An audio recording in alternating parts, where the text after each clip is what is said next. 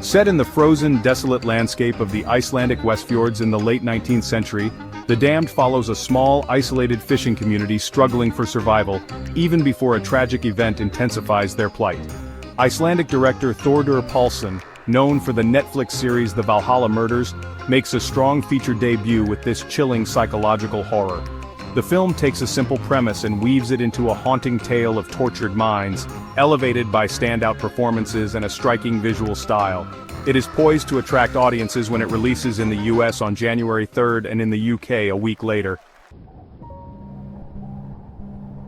Filmed in Iceland, Palsson expertly captures the bleak beauty of the vast, almost alien landscapes.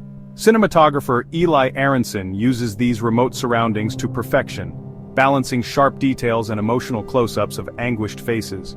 Flickering candlelight and disorienting camera work enhance the feeling of a community on the brink of losing its grip on reality.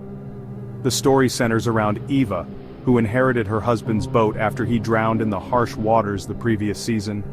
Though her presence among the men is tolerated, she is clearly seen as an outsider. Only Daniel seems to offer her any affection, which complicates her feelings as she grapples with guilt over her husband's death. When a shipwreck occurs off the coast, the men defer to Eva for a decision on whether to attempt a rescue. Given the treacherous conditions and their limited resources, a rescue could be fatal. Eva's difficult choice sets the stage for the film's moral and psychological unraveling. Despite warnings from the superstitious cook Helga, Eva stands by her decision. Soon after, the bodies of the dead sailors begin washing ashore, but it's the strange happenings that follow, shadowy figures in the dark, eerie whispers on the wind, that truly set the stage for terror. The screenplay by Irish writer Jamie Hannigan draws heavily from Norse mythology, particularly the tale of the Draugr, an undead shapeshifter that manipulates the minds of its victims.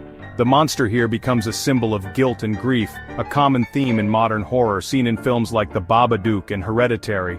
Yet The Damned breathes new life into this theme, largely due to Young's understated, nuanced performance.